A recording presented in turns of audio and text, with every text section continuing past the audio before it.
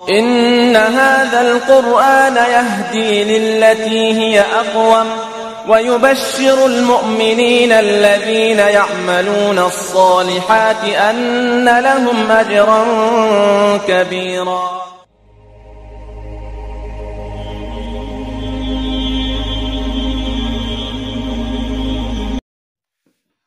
औज़ु बिल्लाहि मिनश शैतानिर रजीम। बिस्मिल्लाहिर रहमानिर रहीम। अल्हम्दुलिल्लाहि रब्बिल आलमीन अर्रहमानिर रहीम मालिकि यौमिद्दीन इय्याका नअबुदु व इय्याका नस्तईन इहदिनस सिरातल मुस्तकीम सिरातल लज़ीना अनअमता अलैहिम गैरिल मग़दूबि अलैहिम वलद्दाल्लीन आमीन या रब्बल आलमीन। रब्बि इश्रह ली सदरी व यस्सिर ली अमरी वहलुल उक़दतम मिन लिसानी यफ़क़हू क़ौली वजअल ली वज़ीरम मिन अहली आमीन या रब्बल आलमीन। अल्हम्दुलिल्लाह, रमज़ानुल मुबारक का बाबरकत महीना शुरू हो गया है और क्योंकि हमारे यहाँ रमज़ानुल मुबारक का महीने जब आता है तो मुसलमानों पर एक ख़ुसूसी शौक़ और एक तड़प पैदा होती है और वो शौक़ और तड़प हमें मस्जिदों में नज़र आती है। वो शौक़ और तड़प हमें तरावी की नमाज में नज़र आती है। वो शौक़ और तड़प हमें कुरान मजीद के साथ जुड़ने में नज़र आती है, कुरान की तिलावत, ज़िक्र, अज़कार में नज़र आती है। बहुत से लोगों के अंदर वो शौक़ और तड़प उनको उम्रे की तरफ लेके जाती है, इबादत की तरफ लेके जाती है, ज़िक्र की तरफ, अज़कार की तरफ लेके जाती है। बहुत से लोगों को हमने देखा जो रमज़ानुल मुबारक शुरू होता है तो अल्लाह ताला उनको उनकी ज़िंदगियों को बदल देते हैं, फिर वो अल्लाह की तरफ उनका रुजू हो जाता है। बहुत से लोग हैं जो कुरान के साथ जुड़ जाते हैं, बहुत से लोग हैं कुरान जिनकी ज़िंदगियों को बदल देता है। तो रमज़ान और कुरान का आपस में बहुत गहरा ताल्लुक़ भी है, इसलिए रमज़ान के महीने में अल्लाह ताला ने कुरान मजीद को ही नाज़िल किया।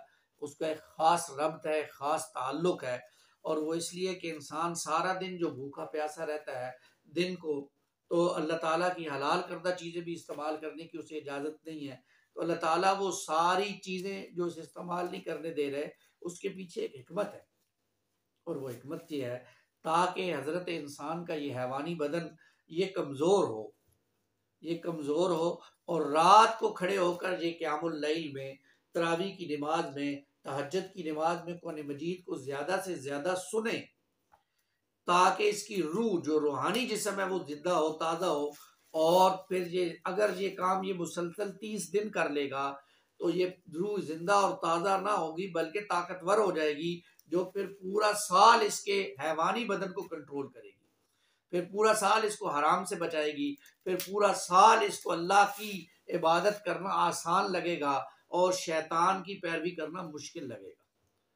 और अगर ये महीना भी ऐसे ही गुजर गया जैसे अमूमन हमारा गुजर जाता है, तो फिर हमारा साल भी वैसे ही गुजरेगा जैसे हमारे सालों माओ साल गुजरते जा रहे हैं।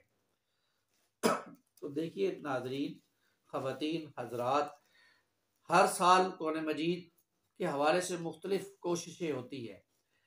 कहीं नमाज तरावी के साथ दौरा तर्जमा कुरान पढ़ा जा रहा है, कहीं नमाज तरावी के बाद दौरा तर्जमा कुरान यानी पूरे कुरान मजीद का तर्जमा बयान किया जा रहा है, कहीं जो है वो नमाज तरावी के दरमियान खुलासा है या पहले खुलासा है या बाद खुलासा है, ताकि लोग कुरान मजीद को समझें। ये छोटी छोटी काविशें हैं जो मुख्तलिफ मसाजिद, मुख्तलिफ मसालिक और मुख्तलिफ लोगों की तरफ से की जा रही हैं, जो लोगों तक कुरान का पैगाम भी पहुँच रहा है, लोगों की ज़िंदगियाँ भी बदल रही हैं।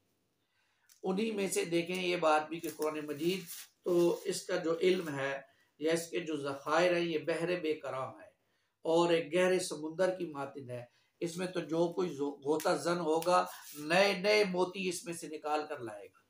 हर दौर के लिए कुरान मजीद हदायत है, हर दौर के लिए कुरान मजीद रहनुमाई है, हर दौर के लिए कुरान मजीद से हदायत हासिल करके ज़िंदगी गुजारना ज़रूरी है, फिर ही उसको दुनिया में इज्जत और आखिरत में अल्लाह की तरफ से बख्शिश का वादा है।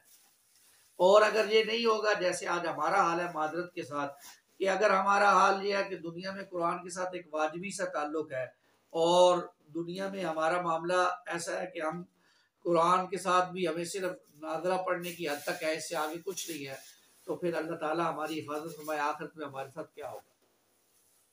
तो इस साल रमज़ानुल मुबारक में बहुत से दोस्तों की तरफ से ये बात भी आई और हमने भी ये तय किया कि इंशाअल्लाह कुरान मजीद का एक जदीद तर्ज जो लोगों ने बयान किया हमारे अकाबिर ने, उसके ऊपर कुछ बात की जाए, कुछ जो है वो महफिल में बात की जाए, तो इंशाअल्लाह कुरान मजीद की जो 114 सूरतें हैं उनका जो नज़्म जली है उसको इंशाअल्लाह हम जो है वो बयान करेंगे। और इसका रब्त ये होगा, इसके अंदर ज़माने नज़ूल बयान किया जाएगा, फिर किताबी रब्त इंशाअल्लाह समझाने की कोशिश की जाएगी, और कुछ मज़ामीन और कुछ जो है वो अल्फाज जिनकी मुनासबत नहीं होगी वो लोगों को बयान समझाने की कोशिश की जाएगी। कुछ सूरत का मरकजी मजमून सामने आ जाएगा। तो यूं समझिए कि ये खुलासा है, मज़ामीन ही की तरह की कोई चीज़ है, लेकिन इसके अंदर कुछ नज़्म जली यानी ज़ाहिरी सूरतें, जैसे हमारे यहाँ बहुत से लोगों ने इस पे काम किया, तो उसको इंशाल्लाह हम देखकर चलेंगे। तो सबसे पहले कुरान मजीद में सूरह फातिहा है, तो आज यकमुल रमज़ान मुबारक भी है। सूरह फातिहा से हम इसका आगाज करते हैं, और सूरह फातिहा कुरान मजीद की पहली सूरत है। इसकी खसूसियात ये हैं कि इस सूरत के कई नाम हैं। फातिहतुल किताब भी है, उम्मुल किताब भी है, सबअ मसानी भी है, सूरतुद दुआ भी है। ये बहुत से नाम हैं जो अहादीस में इस सूरत के हवाले से आए। खुद अल्लाह ताला ने यानी खालिक ने अपनी मखलूक के लिए, जो अल्लाह ताला ने अपनी मखलूक पैदा की और इंसान की फितरत और ज़रूरत के ऐन मुताबिक सूरह फातिहा की सूरत में एक मिसाली दुआ है जो इंसान को तजवीज़ की है, जो अल्लाह से मांग सकता है, अल्लाह से जो है वो लो लगा सकता है। इस सूरत के बहुत से फ़ज़ाइल हैं जो अहादीस में आए हैं, कुछ चंद मैं आपके सामने बयान कर देता हूँ। इस सूरत की फजीलत के हवाले से रसूलुल्लाह सल्लल्लाहु अलैहि वसल्लम का फरमान मुबारक है, जामे तिरमिज़ी की ये रिवायत है। सैयदना काब रज़ी अल्लाह तआला अन्हु इसके रावी हैं। अल्लाह के रसूल फरमाते हैं, वल्लज़ी नफ्सी बियदी मा उन्ज़िलत फित तौराती वला फिल इंजीली वला फिज़ ज़बूरी वला फिल फुरक़ान मिस्लहा व इन्नहा सब मसानी वल कुरआनुल अज़ीमुल लज़ी आतैतहू। उस जात की कसम जिसके कब्ज़े कुदरत में मेरी जान है, इस जैसी कोई सूरत ना तौरात में नाजिल की गई है, ना अंजील में नाजिल हुई है, ना ही ज़बूर और फुरकान में है। फुरकान यानी कुरान मजीद में। ये ऐसी अजीम सूरत है, ये बार बार दोहराई जाने वाली 7 आयात पर मुश्तमिल सब आमसानी और कुरान अजीम है जो आप सल्लल्लाहु अलैहि वसल्लम को दिया गया है। सही बुखारी में एक रवायत मिलती है, उसमें अल्लाह के रसूल सल्लल्लाहु अलैहि वसल्लम का ये फरमान मुबारक मिलता है। अबू हुरैरा रज़ी अल्लाह तआला अन्हु उसके रावी है। उम्मुल कुरान हिया सबउल मसानी वल कुरानुल अजीम। ये उम्मुल कुरान यानी कुरान की असास है, बार बार दोहराई जाने वाली 7 आयात सब मसानी और कुरान अजीम है।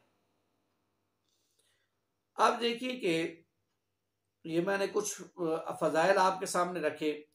फिर एक बात ये भी जरा नोट कीजिए कि सूरह फातिहा पर मुश्तमिल दुआ करने के बाद आदमी जो चीज मांगे वो उसको मिल जाती है, ऐसा हदीस में आया है। सही मुस्लिम की रिवायत है, अबू हुरैरा रज़ी अल्लाह ताला अन्हु उसके रावी हैं। फरमाया, अल्लाह रसूल फरमाते हैं, और ये बात अल्लाह ताला फरमा रहे हैं, ये हदीस कुदसी है, हादा लिअब्दी व लिअब्दी मा साल। सूरह फातिहा में दुआ का ये सब मेरे बंदे के लिए है, और मेरे बंदे को वो सब कुछ मिलेगा जो उसने मांगा, वो सब उसे मिलेगा, वो मिल जाएगा।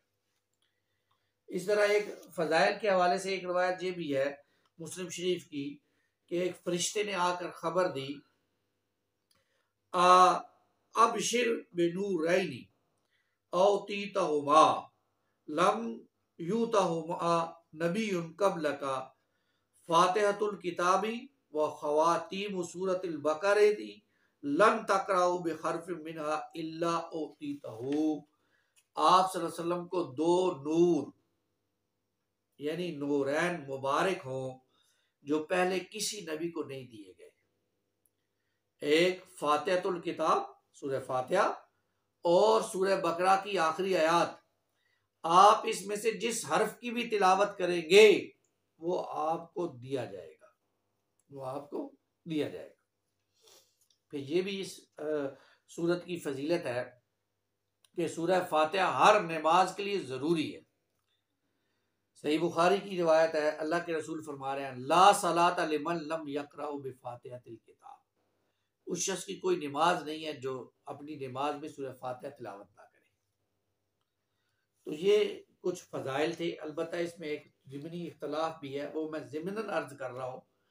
इस हवाले से हमें अपने दिलों को थोड़ा वसी रखना चाहिए और इख्तलाफात को अपने दिलों में जगह देनी चाहिए और इख्तलाफात के साथ हमें दूसरों को कबूल करना चाहिए, न कि इनको झगड़े का सबब बनाना चाहिए और न ही इनकी बुनियाद पर नफरतें हमारे अंदर पैदा होनी चाहिए। देखिए, हमारे यहाँ 4 आइम्मा हैं और उनमें से 3 आइम्मा की आरा ये है, इमाम शाफी रहमहुल्लाह ताला, उनकी राय ये है कि नमाज की हर रकत में इमाम साहब जब सूरह फातिहा तिलावत करेंगे तो मुक्तदी भी यानी नमाजी पीछे पढ़ने वाले भी सूरह फातिहा पढ़ेंगे, ये उनकी राय है। दूसरे इमाम इमाम अबू हनीफा रहमतुल्लाह ताला, उनकी राय ये है कि इमाम जब तिलावत कर रहा है तो मुक्तदी नमाजी खामोशी से सुनेगा, चाहे वो जहरी नमाज हो या सिरी नमाज।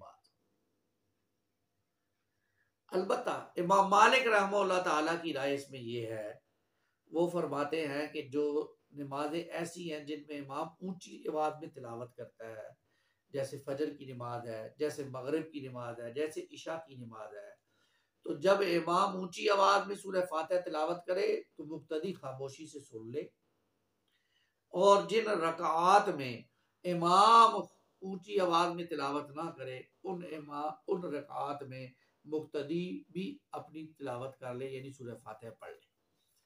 अब जिसको जो राय पसंद है उस पर वो अमल कर ले और दूसरों के लिए मोहब्बत का पहलू अपने सामने रखे। इस सूरत के आखिर में आमीन कहना चाहिए, ये मसनून अमल है और आमीन का मतलब ये होता है कबूल कर, अल्लाह तू कबूल कर, और इस सूरत को पढ़ने और सुनने के बाद ये कहना चाहिए। आमीन जब इंसान कह देता है तो सही मुस्लिम में एक रवायत ये भी आती है कि आमीन के बाद हर दुआ कबूल की जाती है, और एक रवायत ये भी आती है सही बुखारी में कि सूरह फातिहा की तिलावत के बाद आमीन कहना ज़रूरी है। फिर एक रवायत ये भी मिलती है सही बुखारी की में अंदर कि जिस शख्स की आमीन फरिश्तों की आमीन से मिल जाएगी उसके पिछले गुनाह माफ कर दिए जाएंगे। हाँ, इसमें भी हमारे यहाँ एक इख्तलाफ है मामूली सा, और वो ये है कि आमीन ऊंची कहनी चाहिए या आहिस्ता कहनी चाहिए। हमारे यहाँ कुछ लोग हैं ऊंची आवाज में आमीन कहते हैं और कुछ जो है वो आहिस्ता आवाज में कहते हैं। जिसको जो पसंद है, जिसकी राय में वजन नजर आता है वो उस तरह कह ले। जो ऊंची आमीन कहना चाहता है वो ऊंचा कह ले, जो आहिस्ता कहना चाहता है वो आहिस्ता कर ले। आहिस्ता कहने वाले ऊंची कहने वालों का एहतराम और मोहब्बत करें, और ऊंची कहने वाले आहिस्ता कहने वालों का एहतराम और मोहब्बत करें। अब ये जो सूरह फातिहा है जी, इसका किताबी रब्त क्या है, इसको भी हम पढ़ लेते हैं, समझ लेते हैं। देखिए, कुरान मजीद की आखिरी 2 सूरतें हैं सूरतुल फलक और सूरतुल नास, और वहां पे है कुल आऊज़ु बिरब्बिल फलक और कुल आऊज़ु बिरब्बिन नास। ये अल्फाज थे तौहीद रबूबियत से जो है वो शुरू हो रही है, रब की के नाम से शुरू हो रही है। और जो पहली सूरत है सूरह फातिहा, अल्हम्दुलिल्लाहि रब्बिल आलमीन, इसका भी आगाज रब की रबूबियत से हो रहा है। इसलिए जब एहसास रबूबियत इंसान के अंदर पैदा होता है ना, तो इसके नतीजे में हम्द और शुक्र जन्म लेते हैं। ये फरमाया ना, अल्हम्दुलिल्लाहि रब्बिल आलमीन। जब इंसान रब को पहचान लेगा जो रब्बुल आलमीन है, तो उसकी जबान से क्या निकलेगा? शुक्र और अल्लाह की हम्द निकलेगी। अल्लाह ताला हमें ये बातें समझ अता फरमाए।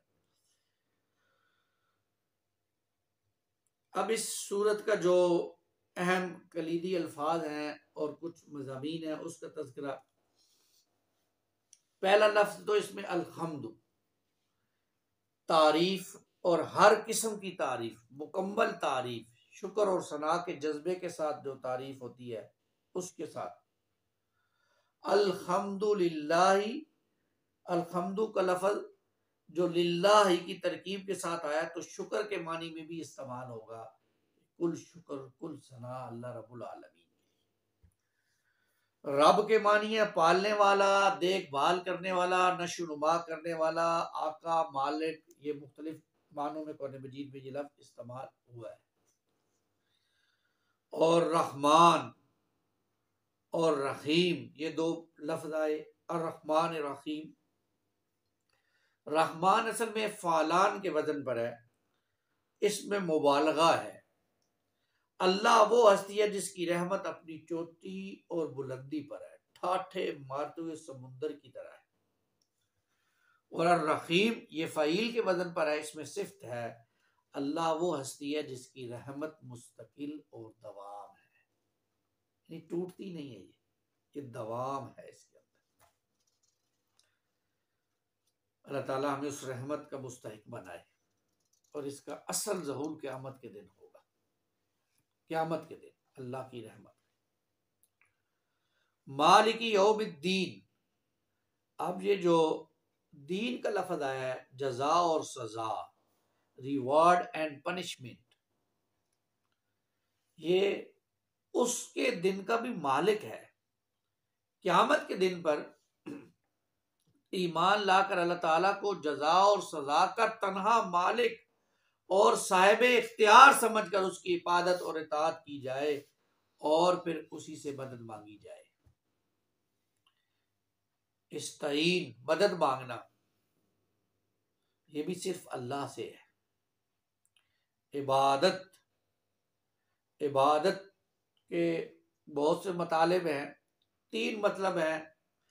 एक है ग़लामी, एक है इताअत और एक है परस्तिश। और अल्लाह की इबादत इन तीनों चीजों के साथ होनी चाहिए। गुलाम जैसे उसकी कोई मर्जी नहीं होती, आका के सामने सारे सुजूद खम होता है, ऐसे ही इंसान अल्लाह के सामने अपने आप को गुलाम पेश करे।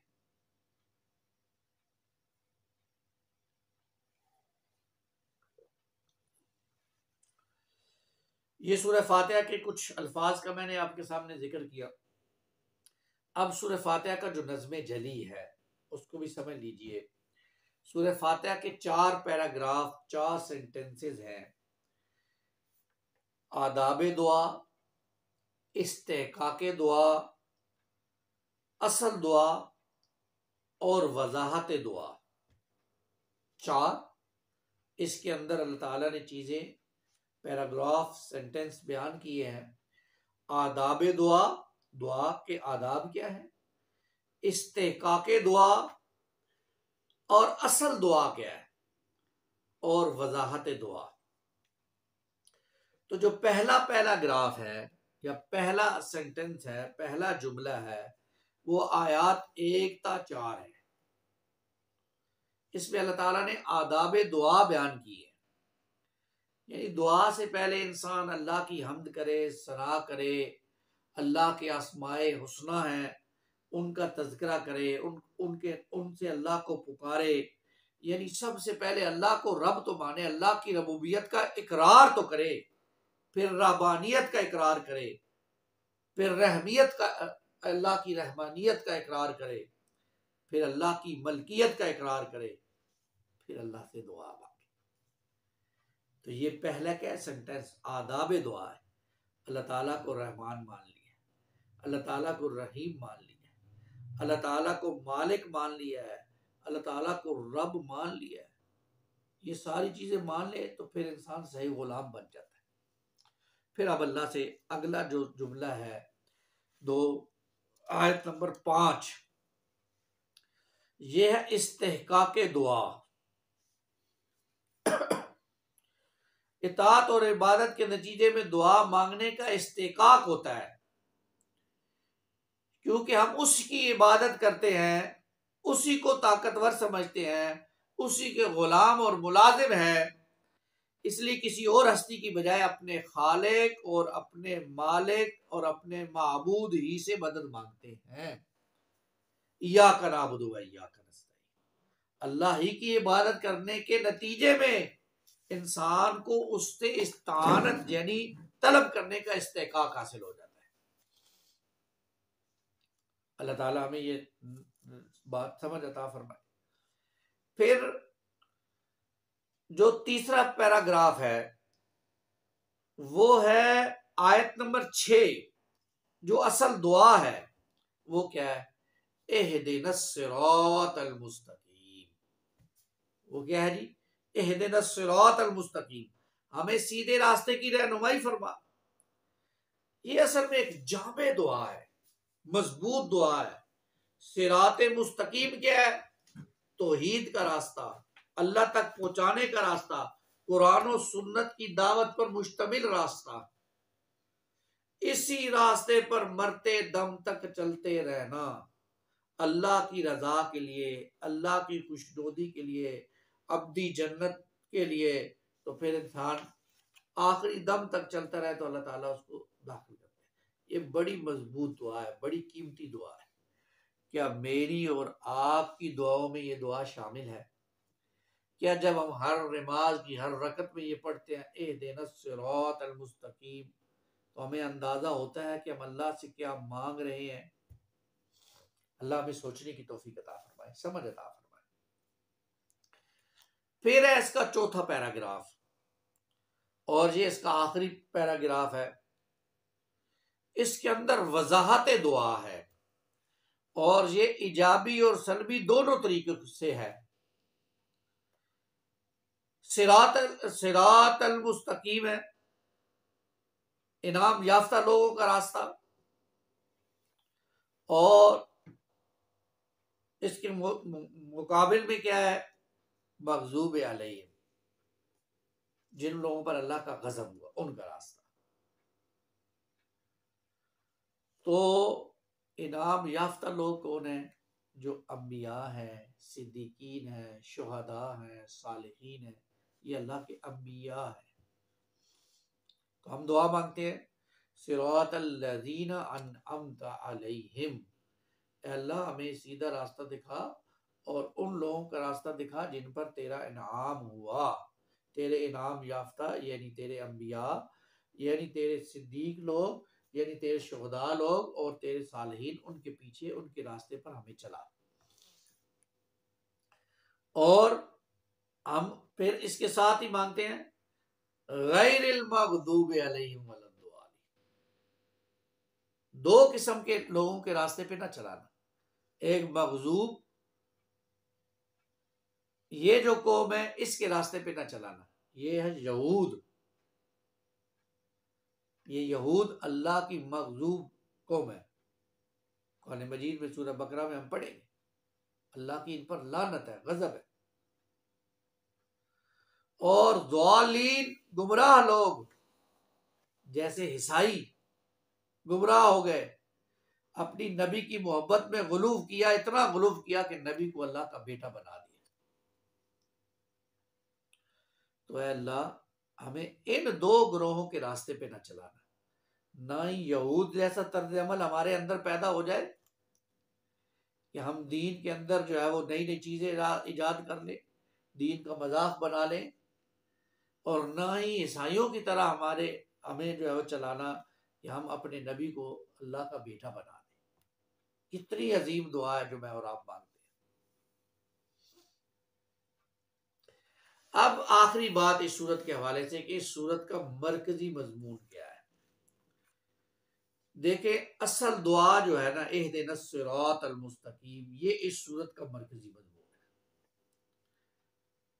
यानी अपने खालिक, अपने मालिक अल्लाह ताला से एक दरख्वास्त है, एक दुआ है, एक इल्तजा है कि वो मरते दम तक मुझे और आपको सीधे रास्ते पर रहनुमाई करता रहे, ताकि हम आमाले सालिया के जरिए से, नेक आमाल के जरिए से उसकी रजा, उसकी खुशनुदी हासिल करके उसकी जन्नत के मुस्तहिक बन सके। अल्लाह मुझे और आपको इसकी तौफीक अता फरमाए। आमीन या रब्बल आलमीन। अक़ूलु क़ौली हाज़ा अस्तग़फ़िरुल्लाह ली व लकुम व लिसाइरिल मुस्लिमीन वल मुस्लिमात।